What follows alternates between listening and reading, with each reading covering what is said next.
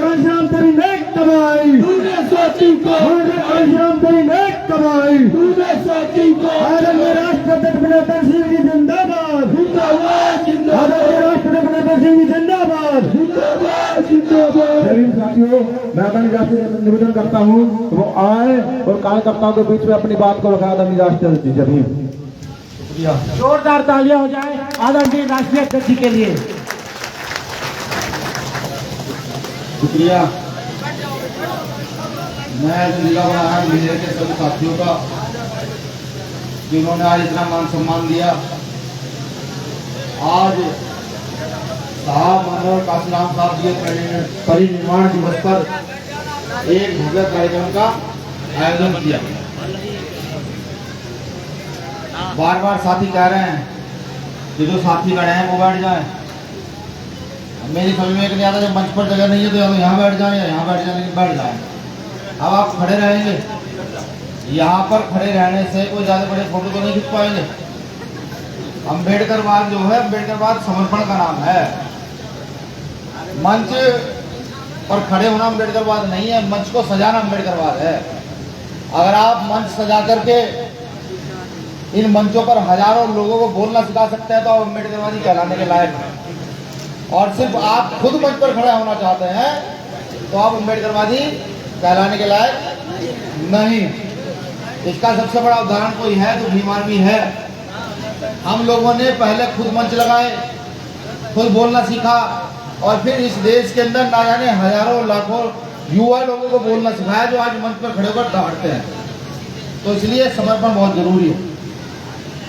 आज नम आंखों से भारतीय राजनीति के पुरोधा, या ये कहूं यहाँ दलित आदिवासी पिछड़े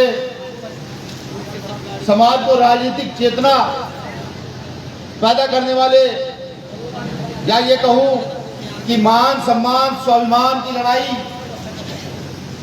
कैसे लड़ी जाती है बात सिखाने वाले मान्यवर काशीराम साहब के परिनिर्वाण दिवस पर नम आंखों से उन्हें श्रद्धांजलि अर्पित करता हूं। वह संकल्प भी लेता हूं कि जब तक मेरा स्वयं का जीवन है, क्योंकि खुद के जीवन पर अधिकार होता है, मेरा स्वयं का जीवन है, तब तक उनके द्वारा स्थापित भारत में जो विचारधारा प्रफुल्लित हो रही है, उस विचारधारा को पूरी मजबूती के साथ स्थापित करने का काम करूंगा। आज वो दिन है कि एक महामानव इस धरती से गए, लेकिन उनकी चेतना आज भी भारत के अंदर बहुत मजबूती से आगे बढ़ रही है। उस चेतना का मैं अगर आपको उदाहरण दूं तो वो चेतना मेरे सामने बैठी हुई है। बाबा साहब अम्बेडकर के जाने के बाद अगर किसी ने इस फूले साहब अम्बेडकर के आंदोलन को संभाला और भारत में स्थापित करने का काम किया तो उसका पूरा का पूरा श्रेय किसी को जाता है तो साहब माननीय काशीराम साहब को जाता है। मैं उनके चरणों में नमन वंदन करता हूँ। बहुजन समाज में जन्मे सभी संतों गुरुओं को नमन करते हुए वह आज इस कार्यक्रम के आयोजन करता, जिन्होंने कार्यक्रम कल मेरे कहने से एक दिन के अंदर आयोजित कर दिया। किसी एक व्यक्ति का नाम लूंगा तो बेमानी होगी, क्योंकि कुछ लोगों को तो मैं जानता हूं, कुछ को मैं नहीं जानता। तो वो कमेटी जिसने कार्यक्रम आयोजित किया, उस कमेटी का आभार, और मुझे आभास भी हो चुका है कि आने वाले समय की जो मध्य प्रदेश की राजनीति है, उस राजनीति में मेहर के लोगों का बड़ा हाथ होने वाला, ये मुझे आभास होता है। क्योंकि 24 घंटे के अंदर किसी कार्यक्रम को, 24 घंटे से भी कम के अंदर किसी कार्यक्रम को ऑर्गेनाइज करना और इस बड़े पैमाने पर ऑर्गेनाइज करना, ये किसी आसान या साधारण व्यक्ति का काम नहीं है। इतना अच्छा मैनेजमेंट आप सब लोगों ने किया, आप सभी का आभार, खास तौर से आभार आप सभी का जिन्होंने मंच सजाया और काशीराम साहब के परिनिर्वाण दिवस पर अपने घर का काम छोड़कर मेहनत मजदूरी छोड़कर आप लोग यहाँ पर आए। खास तौर से माताओं बहनों का शुक्रगुजार हूँ जो इतनी गर्मी में 3-4 किलोमीटर साथ चली और बहुत मजबूती से इस आंदोलन में कंधे से कंधा मिलाकर चल रही हैं। आप सभी का भी आभार व्यक्त करता हूँ। साथियों, क्योंकि आज साहब काशीराम साहब जी का परिनिर्वाण दिवस, आज हमें बात अगर कोई करनी चाहिए तो काशीराम साहब के सपने को पूरा करने की बात करनी चाहिए। सपना कौन सा सपना? सिर्फ राजनीतिक सपना नहीं, मुख्यमंत्री और प्रधानमंत्री बनने का सपना नहीं। सपना वो सपना जो सपना तथागत बुद्ध से लेकर के रैदास, संत रैदास, संत कबीर, गुरु नानक देव, गुरु घासीदास और ना जाने कितने संतों महापुरुषों ने देखा, सामाजिक उत्थान का सपना, महिला उत्थान का सपना। आप जब पीछे देखते होंगे, पूर्वज कभी बताते होंगे, तो आप देखते होंगे कि भारत में एक वर्ग सदैव अछूत रहा। भारत की महिलाओं ने सदैव अछूतपन झेला। तभी काशीराम साहब कहते कि जिस समाज की सामाजिक जड़ें मजबूत ना हो, उस समाज की राजनीति कभी स्थापित नहीं हो सकती। तो सामाजिक जड़ें क्या है? वो क्या है सामाजिक जड़ें जिस बात को साहब काशीराम साहब स्थापित करना चाहते हैं? वो सामाजिक जड़ें हैं फूले साहब अम्बेडकर का आंदोलन। वो सामाजिक जड़ें हैं इस गैर बराबरी की व्यवस्था पर लगातार चोट। वो सामाजिक जड़ें हैं समता मैत्री का ये देश बने। वो सामाजिक जड़ें हैं वो राज जो कभी इस देश में बौद्धों का राज रहा है, चंद्रगुप्त मौर्य, सम्राट अशोक, बिंबिसार, राजा भद्रक, जो उनका राज कभी समता समानता का राज रहा है, वो सामाजिक जड़ें साहब काशीराम साहब मजबूत करना चाहते हैं। अफसोस कि जिनकी पिछली पीढ़ियां इस देश में गुलाम रही और उससे पिछली पीढ़ियां इस देश की राजा रही, वो अपनी सामाजिक जड़ों को स्थापित करने में बार बार नाकामयाब होते हैं। अगर मैं बात करूं 26 जनवरी सन 1950 के बाद की, इस देश में दलित आदिवासियों को संविधान रूपी अधिकार मिला और अधिकार मिलने के बावजूद भी जो लोग अग्रिम पंक्ति में बढ़े वो आगे बढ़ गए, लेकिन जो लोग पीछे छूटे रहे वो पीछे छूटकर रह गए। आज इस देश के अंदर भीम आर्मी की आवश्यकता क्यों है? क्यों भीम आर्मी का गठन हुआ? क्यों पूरे देश में भीम आर्मी अपने प्रचंड रूप में है? क्यों मेरा कार्यकर्ता चीख चीख कर कहता है कि वोट हमारा राज तुम्हारा नहीं चलेगा, नहीं चलेगा? क्यों मेरा कार्यकर्ता कहता है कि जोर जुम की टक्कर से संघर्ष हमारा ना रहा? वो इसलिए कहता है कि वो देख रहा है कि आजादी के 70, 75, 80 साल के बावजूद भी इस देश में जातीय शोषण चरम सीमा पर है। अभी बताया साथी ने, एक बहन जो यहाँ डिप्टी कलेक्टर रही है, उन्होंने अपना इस्तीफा दिया, सरकार प्रशासन इस्तीफा नामंजूर कर रहा है। चलिए, नामंजूर कर रहा है, लेकिन उसके आंदोलन में उसके कपड़ों को फाड़ा गया, डिप्टी कलेक्टर के कपड़े को फाड़ा गया, उसको गिरफ्तार किया गया, जबकि आर्टिकल 19 कॉन्स्टिट्यूशन का आर्टिकल 19 ये अधिकार देता है कि हम अपनी बात को किसी सड़क, चौराहे, गली, मोहल्ले, नुक्कड़ पर खड़े होकर बहुत मजबूती से रख सकें। आज भी सोचिए कितना बड़ा शोषण। एक वो आबादी जिसको बाबा साहब अम्बेडकर संविधान के अंदर अधिकार देकर चले गए, लोकतंत्र का अधिकार देकर चले गए और कहकर चले गए जिसकी जितनी संख्या वारी उसकी उतनी हिस्सेदारी। वो आबादी आज मांगने के लिए तैयार है, मांगती रहती है, हमें नौकरियां दे दो, हमें न्याय दे दो, हमें जमीनें दे दो। ये गर्व की बात है, शर्म की बात है। अगर हम उस नारे को याद कर लेते कि जिसकी जितनी संख्या वारी उसकी उतनी हिस्सेदारी, तो हम मांगने वाले ना होते, आज हम देने वाले होते। वही नारा इस जिले के लोगों को याद कराने के लिए आया हूं। मध्य प्रदेश में वही नारा याद कराने के लिए आया हूं। यहाँ एक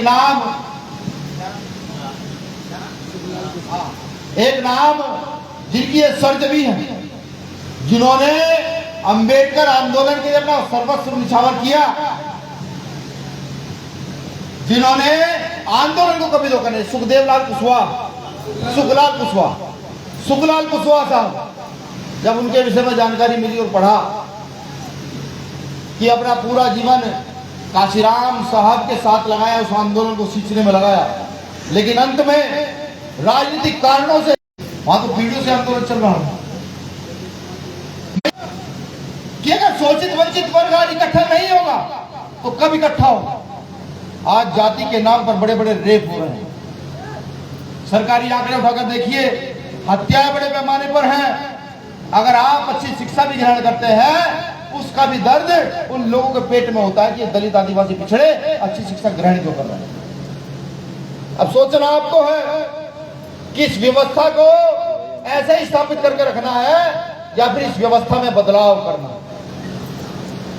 काशीराम साहब वो शख्स है जिन्होंने एक जूते काटने वाले को, सब्जी बेचने वाले को, केले बेचने वाले को विधानसभा और संसद में बिठाने का काम किया। काशीराम साहब हो सकते हैं।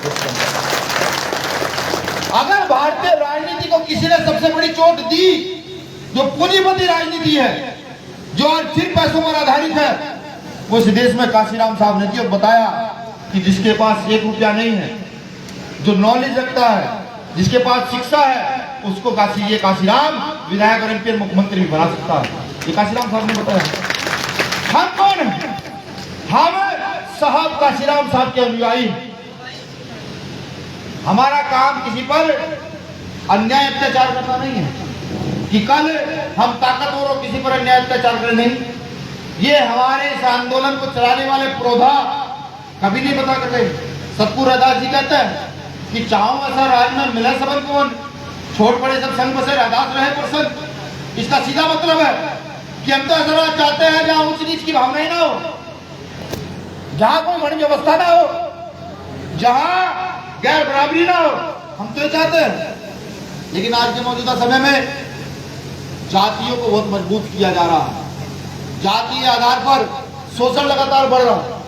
मैं कहता हूं हर मन से, मैं कहता हूं अपने विरोधियों से भी, जिनकी विचारधारा मुझसे भिन्न है, जो गैर बराबरी में विश्वास रखते हैं, कि सिर्फ भारत माता की जय कह देने को देशभक्ति नहीं कहा जा सकता। अगर देशभक्ति किसी को कहा जा सकता है तो यहाँ के गरीब, शोषित, वंचित को ऊपर उठाना, उसकी सामाजिक, आर्थिक और राजनीतिक व्यवस्था को बदलना देशभक्ति कहा जा सकता है।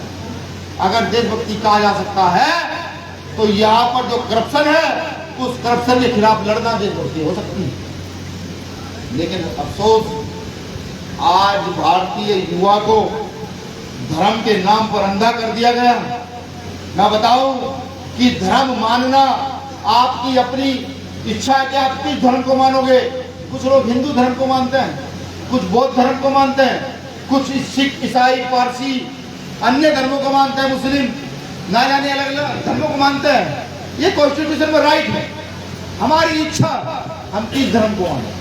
लेकिन मौजूदा समय में क्या हो रहा है कि राम के नाम पर हत्याएं, एक तरफ उनको भगवान कहा जाता है, एक तरफ उनके नाम से हत्याएं कर दी जाती है। तो क्या ऐसे लोग कभी धर्म को बढ़ावा दे सकते हैं? जब आप किताबों की ओर बढ़ेंगे, किताबों को पढ़ेंगे, तो आपको पता लगेगा धर्म हत्याओं का काम नहीं, धर्म तो प्रचार का संसाधन है। जो जिस धर्म का जितना प्रचार करेगा, जिस धर्म में जितनी ताकत होगी, क्षमता होगी, उस धर्म की ओर लोग बढ़ जाएंगे। लेकिन आज देश में ऐसा नहीं है। आज धर्म के नाम पर बड़ी हत्याएं हो रही हैं, बड़ा करप्शन धर्म के नाम पर चल रहा है पूरे देश के अंदर। अब हमें क्या करना है? हम जैसे युवाओं को क्या सोचना है? इस देश का युवा जो 20 साल, 25 साल, 30 साल, 35 साल, 40 साल का है, उसका क्या सोच होनी चाहिए? उसकी सोच होनी चाहिए कि ये देश विश्व गुरु कैसे बने, इस देश की व्यवस्था कैसे बदले। भाई अगर बोलना तो बाहर चले जाओ। हाँ, थोड़ा गर्म मिजाजी हूँ पहले से ही। अगर मैं आपको बहुत गौर से सुन सकता हूँ ना सबको, तो आपको मुझे सुनना चाहिए। जिस साथी को बोलना है वो बाहर जा सकता है। इस देश के युवाओं की सोच क्या होनी चाहिए? ये यहाँ के सिर्फ दलित आदिवासी की सोच पर मैं बात नहीं कर रहा, मैं भारत के युवाओं की सोच पर बात कर रहा हूँ कि क्या बात होनी चाहिए। अगर आपने पढ़ा हो कभी शहीद आजम भगत सिंह को, नाम तो सुना होगा, शहीद आजम भगत सिंह को पढ़ा हो, 23 साल की उम्र में फांसी चढ़ जाते हैं, 23 साल की उम्र में। अब आप सोचिए, एक नवयुवक आजादी की लड़ाई लड़ते लड़ते फांसी चढ़ जाता है, लेकिन आज उसका नाम पूरे विश्व में स्थापित है, पूरे विश्व के लोग उस व्यक्ति को जानते हैं। कैसे? आप क्या सोचते हैं कि शहीद आजम भगत सिंह ने बम फेंक दिया तो उससे उनको लोग जानते हैं? वो हथियारबंद युद्ध लड़ते थे, इसलिए उनको लोग जानते नहीं। शहीद आजम भगत सिंह वैचारिक व्यक्ति थे, उनके विचार जेल से बाहर आते थे, उन विचारों के आधार पर हम भगत सिंह को जानते हैं। पढ़िए भगत सिंह को कि मैं नास्तिक क्यों हूं, आपको पता लगेगा कि वो व्यक्ति क्या सोचते थे।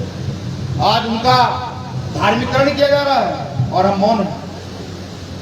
बाबा साहब अम्बेडकर का असली काम क्या था? आप क्या सोचते हैं? सिर्फ राजनीति करना बाबा साहब अम्बेडकर का असली काम था? नहीं, बाबा साहब अम्बेडकर का असली काम था तुम जैसे और मुझ जैसे लोग जो बैठे हैं, इन लोगों का सामाजिक उत्थान कैसे हो, इन लोगों की सोच का डेवलपमेंट कैसे हो। ये जो आप लोग आज यहाँ बैठे हैं, आप खुद की सोच के कारण बैठे हैं। आप ये समझ लो, आप लोगों को आने लगा है कि जितने ज्यादा संगठित होंगे उतने ताकतवर होंगे, इसलिए तो आप यहाँ बैठे हैं। वरना एक समय वो भी था कि बाबा साहब अम्बेडकर के नाम पर लोग नहीं निकलते थे, और आज देखिए। तो ये समझने का प्रयास कीजिए कि बाबा साहब अम्बेडकर जिन 3 नारों को देकर के, जिसको हम कहते हैं शिक्षित बनो, संगठित रहो, संघर्ष करो, इनका मतलब समझो ना। अच्छी शिक्षा घर घर तक पहुंचाना बाबा साहब अम्बेडकर के अनुयायियों का काम होना चाहिए, होना तो ये काम चाहिए था इस देश के प्रत्येक नागरिक का। लेकिन क्योंकि गैर बराबरी की विचारधारा बहुत प्रबल, बहुत मजबूत है देश के अंदर, बाबा साहब अम्बेडकर के अनुयायियों का सबसे पहला काम ये होना चाहिए कि वो शिक्षा हम गांव-गांव, गली मोहल्ला तक पहुंचाएं, जहां तक नहीं पहुंच पाती। अगर हम पढ़े लिखे हैं, ये काम था, ये हम नहीं कर रहे हैं। हम खुद तो शिक्षित हो गए, लेकिन हमारी नस्ल है, पिछली जो अगली नस्ल है, वो शिक्षित हो रही है नहीं हो रही है, इस पर हम काम नहीं कर रहे हैं। इस पर काम करना शुरू करें भीम आर्मी के पदाधिकारी और कार्यकर्ता। जाएं गांव-गांव पाठशालाएं खोलें, पढ़ाना शुरू करें और खुद भी पढ़ना शुरू करें। सिर्फ जय भीम कहने से बाबा साहब अम्बेडकर का सपना नहीं पूरा हो सकता, ना ये कहने से पूरा होता काशीराम साहब तेरी नेक कमाई तूने सोती कौम जगाई। इस बात को कहने से भी बाबा साहब अम्बेडकर या बहुजन आंदोलन का सपना पूरा नहीं हो सकता।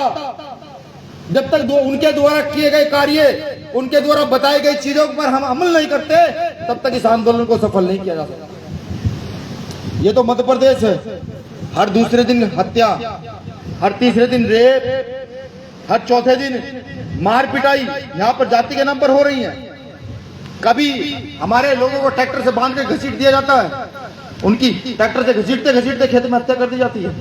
कभी मुंह पर पेशाब कर दिया जाता है और हम मौन रहते हैं, हम चुप रहते हैं। हम फिर भी सीखना समझना नहीं चाहते, फिर भी अच्छा बुरा हमें समझ नहीं आता। ठीक है, सबका राजनीतिकरण अपना है, वोट कहाँ देना सबको ये अपना निर्णय है, लेकिन वोट कहाँ देना, क्यों देना, ये तो सोचने वाले तुम लोग हो। इतनी बुद्धि तो बाबा साहब अम्बेडकर द्वारा दिए गए अधिकार से, शिक्षा के अधिकार से आ चुकी है कि वोट कब कहाँ किसे और क्यों देना है। उनको वोट दोगे जो तमाम ये काम करते हैं, हत्याएं करते हैं, बलात्कार करते हैं। हत्या बलात्कार करने वालों के पक्ष में खड़े हो जाते हैं, या उनके साथ खड़े होगे जो हत्या बलात्कार करने वालों के मुंह में जूता डालने की हिम्मत रखते हैं, उनके साथ खड़े हो जाओगे। ये तय करो, ये तय करो, आप लोग तय करो इन चीजों को, और जाओ गाँव गाँव, करो मेहनत और बताओ कि बाबा साहब अम्बेडकर का सपना, साहब काशीराम साहब का सपना अब हम पूरा करेंगे बिना स्वार्थ के, अपने पैसे से अपनी रोटी पर। जाओ, हम वही लोग हैं। याद करो अपना भविष्य, पिछले समय क्या कहेंगे, भूतकाल, भूतकाल कहेंगे ना। याद करो अपना भूतकाल का समय, पिछला समय, जब हमारे बाप दादा को खाट पर बैठने नहीं दिया जाता था, पूरे दिन मजदूरी कराकर एक शेर अनाज दिया जाता था, वो याद करो। और अगर शर्म हो, अगर शर्म हो यहाँ दिमाग में, वो अपमान याद आता हो, वो ये लगता हो कि नहीं वो अपमान बड़ा इस देश में हम लोगों का हुआ है, तो बहाने नहीं, काम दिखाओ, अपना काम कर कर दिखाओ। गांव गली मोहल्लों में जाकर समाज के लोगों को समझाने का काम करो। हर उस व्यक्ति को समझाओ जो संविधान में विश्वास रखता है, उसकी जाति ब्राह्मण ही क्यों ना हो, अगर वो संविधान में विश्वास रखता है तो उसको भी जाकर समझाओ कि इस तरीके से इस देश में काम नहीं चलेगा। तो आप अम्बेडकरवादी कहलाने के लायक हैं। आज ये नहीं हो रहा है। आज हमने नीला पन्ना गले में डाल लिया और 5 लोग हमारे साथ चल दिए, हमने खुद को नेता मान लिया कि हम नेता बन गए हैं। नेता जानते हो किसे कहते हैं? सिर्फ थाने में जाकर काम करा देना, चुनाव लड़कर सरपंच या विधायक बन जाना या एमपी मुख्यमंत्री बन जाना, उनको नेता नहीं कहते। मेरी हिस्ट्री में मैं उनको नेता नहीं मानता। मैंने कर्पूरी ठाकुर को पढ़ा है, मैंने साहब काशीराम को पढ़ा, मैंने जगदेव प्रसाद कुशवाहा को पढ़ा है। मैं उनको नेता मानता हूं कि वो जब निकलते थे तो उनके नाम का राजनीतिक पार्टियों में डर था कि ये आदमी ना बिकता और ना झुकता है, और जिन लोगों को तैयार करता है वो भी बिकते नहीं है। वो थे नेता, उनको नेता कहा जाता था। वो उन लोगों ने ना जाने कितने विधायक एमपी बनाए और कभी कोई लालसा नहीं रखी। काशीराम साहब अपने परिवार के मरने पर भी अपने घर नहीं गए। 8-10 किलोमीटर भाषण दे रहे थे दूर, लेकिन नहीं गए। हम में इतनी हिम्मत नहीं है कि हमारे घर का कोई मरा पड़ा और हम भाषण देते हुए कहते ठीक है मैं नहीं जाऊंगा। काशीराम साहब ने कहा कभी संपत्ति नहीं बनाऊंगा, कभी अकाउंट नहीं खुलवाऊंगा, कभी कोई जमीन नहीं खरीदूंगा। काशीराम साहब ने कहा और वाकई नहीं खरीदी। वो थे नेता। हम लोग नेता नहीं, अभी नहीं। हम तो सिर्फ भीम आर्मी के लोग सीख रहे हैं। उस सीखने में आप तय करो आप कितने लोगों को सिखा सकते हैं। कभी पढ़ने का मौका मिले, एक महापुरुष हुए हैं यहाँ के, नहीं बाहर के हैं, चकवेरा, उनको पढ़ने का मौका मिले, उनको जरूर पढ़िएगा। चंद लोगों ने कई देश आजाद कराए थे, चंद लोगों ने कई देश। ये सब कॉन्फिडेंस की बात है और हिम्मत की बात है, ये आत्मबल की बात है, ये आपके द्वारा ली गई शिक्षा की बात है कि आप कितने मजबूत हैं। कुछ लोग डरते हैं मरने से, मुझे भी डर लगता है, ये सब लोगों को डर लगता है। लेकिन उस डर के बाद एक चीज मैं सोचता हूं कि मौत एक बार आती है, वो एक्सीडेंट में भी आ सकती है, वो हार्ट अटैक से भी आ सकती है, वो बीमारी से भी आ सकती है, और वो आंदोलन में लड़ते हुए गोली से भी आ सकती है। तय आप करो कौन सी मौत ज्यादा अच्छी है? हार्ट अटैक वाली ज्यादा अच्छी है, एक्सीडेंट वाली ज्यादा अच्छी है, या आंदोलन अपने लोगों के लिए आंदोलन करते हुए गोली से मरने वाली ज्यादा अच्छी है? बताओ कौन सी अच्छी है? संघर्ष की मौत अच्छी है ना। और जब आप संघर्ष की मौत मरते हैं तो समझो आप कभी नहीं मरते, आपको सदैव याद रखा जाता है, आपके फोटो पर हार चढ़ते हैं, सदैव आपकी कहानियां सुनाई जाती हैं। हार्ट अटैक से मरने वाले की कोई कहानी नहीं सुनी जाती, बस एक बात कही जाती है, वो भी परिवार में एक पीढ़ी तक, कि तेरे दादाजी की मौत हार्ट अटैक से हुई थी। और जब परपोता होता है वो अपने दादा का नाम भी भूल जाता है। तो ये अंबेडकर आंदोलन थोड़ी, अंबेडकर आंदोलन संघर्ष का नाम है, गलत के खिलाफ खड़े होने का नाम है। आज साहब काशीराम साहब का परिनिर्वाण दिवस है। आज ही संकल्प लो सारे के सारे कि कुछ भी हो जाए इस आंदोलन में अपना तन मन धन लगाएंगे, मर जाएंगे, कभी बिकेंगे नहीं, इस आंदोलन को अपने खून से सींचेंगे। मैं ये कहता हूं, यहाँ जो मामा कहा जाता है बार बार, हमारे अध्यक्ष जी कहते हैं मामा ने ये कर दिया, मामा ने वो कर दिया।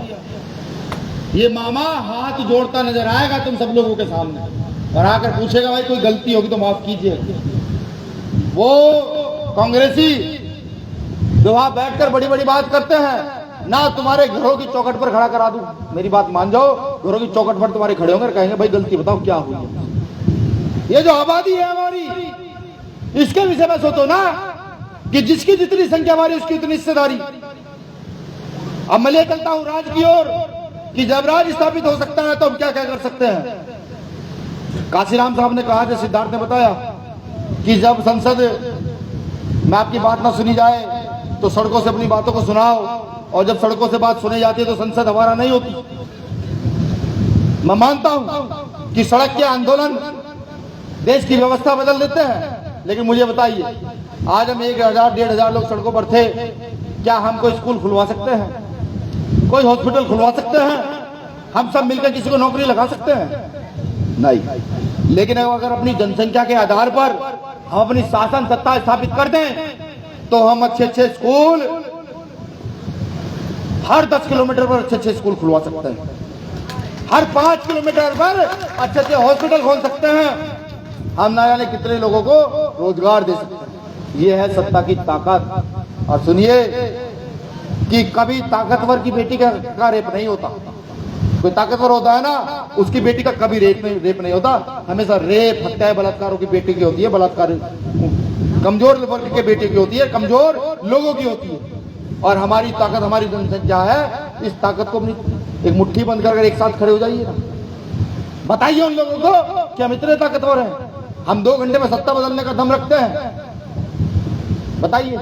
और मैं तो कहता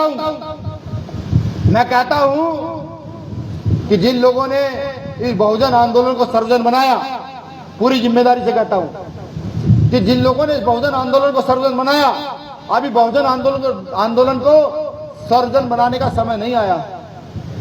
जब तक बहुजन समाज के लोगों की आर्थिक सामाजिक उन्नति ना हो जाए, जब तक जो गैर बराबरी है कि एक आदमी 100 करोड़ की कमाई करके यहाँ खड़ा है और एक आदमी 100 रुपए की दिहाड़ी करके यहाँ खड़ा है, जब तक ये दोनों लोग बराबर ना हो जाए, तब तक सर्वजन का इस देश में कोई मतलब नहीं है। कोई मतलब नहीं है। जिस दिन ये दोनों लोग बराबर हो जाएंगे, तब सर्वजन की बात सोचिए और कहना बहुत अच्छा लगेगा। तब तक कोई मतलब नहीं है। तब तक बहुजनों को विचार करना चाहिए, सोचना चाहिए कि वो इस देश की सत्ता पर काबिज होकर के यहाँ की सामाजिक और राजनीतिक परिस्थितियों का बदलाव कैसे करें। आज मैं देखता हूं, जब गांव की ओर जाता हूं, कि हमारी बेटियां शिक्षा के नाम पर जल्दी पे विवाह कर दिए जाते हैं। ये क्षेत्र मध्य प्रदेश का ऐसा क्षेत्र है, यहाँ बहुत जल्दी विवाह कर दिए जाते हैं। मैं भी सड़क से गुजर कर जब आ रहा था, तो मैंने बहुत कम उम्र की बेटियां ऐसी देखी जिनके विवाह हो चुके हैं। अपनी बेटियों को अच्छी शिक्षा दीजिए, सबसे पहले उनको अधिकारी, कर्मचारी बनाने का काम कीजिए, उनको सरकारी नौकरियों पर भेजने का काम कीजिए। जब तक वो सक्षम न हो जाए, तब तक उनके विवाह के विषय में मत सोचिए। ये फर्ज है यहां बैठी माओ का, यहां बैठे मेरे साथियों का, तभी तो परिवर्तन होगा। वरना क्या परिवर्तन होगा कि लड़की 18 की हुई नहीं, हमने उठाया शादी कर दी, चल भाई जाओ अपने अगले घर। नहीं, गलत, ये बिल्कुल गलत है। जब तक एक बिटिया ग्रेजुएशन ना कर ले, जब तक उसके मन में इच्छा ना जाग जाए कि मुझे भी कोई अधिकारी कर्मचारी बनना है, तब तक उसके विवाह के विषय में मत सोचिए। मैं कहता हूं समाज के लोगों से, हालांकि बात बुरी है, तुम जो नशे के चक्कर में पड़े हुए हो, क्या नशा करने का अधिकार तुम्हें है अभी? जिन लोगों के साथ गलत होता हो, जिनकी बेटियों के साथ गलत होता हो और वो नशा करके मदमस्त है, क्या अधिकार है तुम्हें नशा करने का? नहीं, तुम्हें नशा करने का अधिकार नहीं है। नशा करने का अधिकार उन लोगों को है जो सक्षम, मजबूत, वैचारिक, राजनीतिक मजबूत हो चुके हैं। तुम्हें नहीं है। तुम्हें तो अभी अपनी शक्ति बढ़ानी है, अपनी ताकत बढ़ानी है, अपनी वैचारिक मजबूती करनी है, अपनी सामाजिक ताकत बढ़ानी है। अगर उसके बाद तुम्हें समय मिल जाए, तुम्हें लगे